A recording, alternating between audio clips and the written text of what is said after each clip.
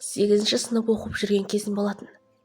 Ауылға сол жылдары 2009 жылдары сым телефон, тамаша телефон құрып жатты.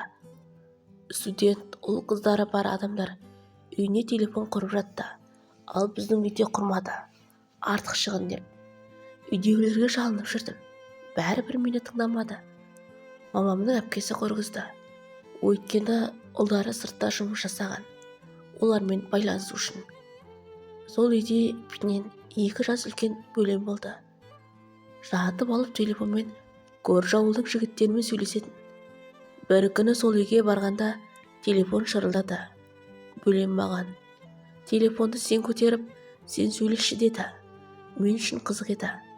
Телефон алып таныстым. Енді прямо дауысына сындым. Содан әлгі жігітпен телефон арқылы 11-ші сыныпқа дейін сөйлесіп жүрдім. Ол уақытта мен бөлемнің үйіне бармайтын болдым. Бөлем оқуға кеткен. Баратын сылтау жоқ. Содан көршімнің үйінде телефон бар еді. Ол үйде менен 5 жасқа кіші қыз бар. Әке-шешесі малда жүретін. Сол уақытта ол үйге барып әлгі жігітпен сөйлесем. Ол жігітте без оқитын қыздың атын біліп алған. Телефон соғып, мені шақырып жіберші деп.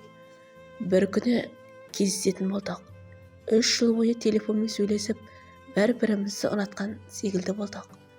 Белгіленген күні мен үйден 40 сылтаумен шықтым. Ол жігіт те келді. Ол кезде менің шашым ұзын, әрі аппақ едім. Бетімді одан сайын пудрамен бояп. Содан ол жігітті көріп түрін ұнатпай қалдым. Ол мені ұнатып қалған қайта-қайта айтып жүрді.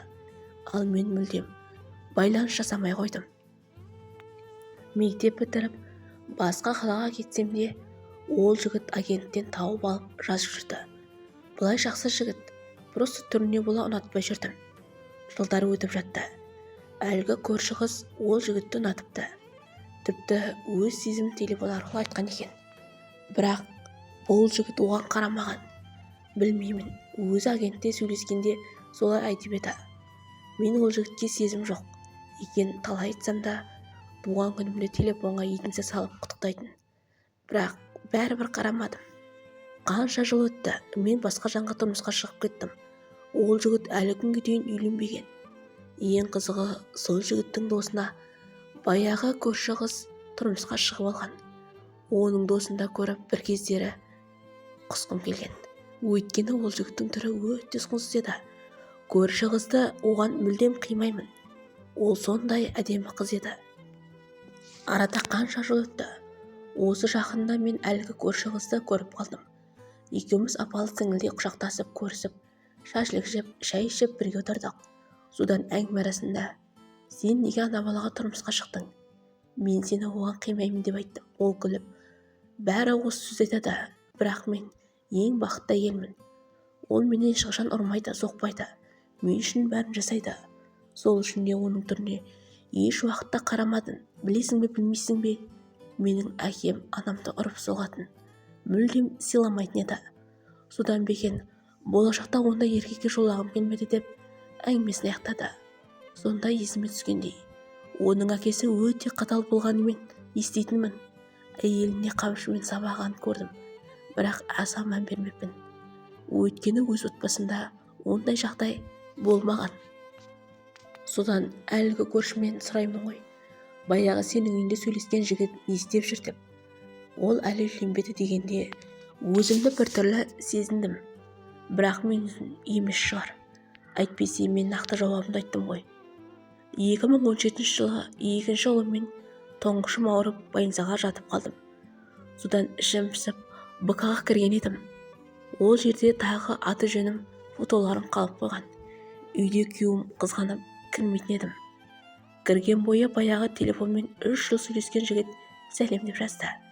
Мен де сәлем деп жауап қайтардым. Содан жағдайымды сұрап сөйлестік.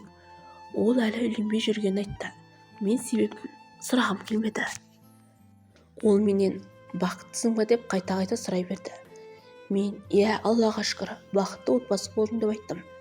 Сосын оған: енді маған жазба, жарай ма, менің күйеуім бар, ол қызғанады, мен енді БК-ға кірмеймін, сау бол деп жазып жібердім.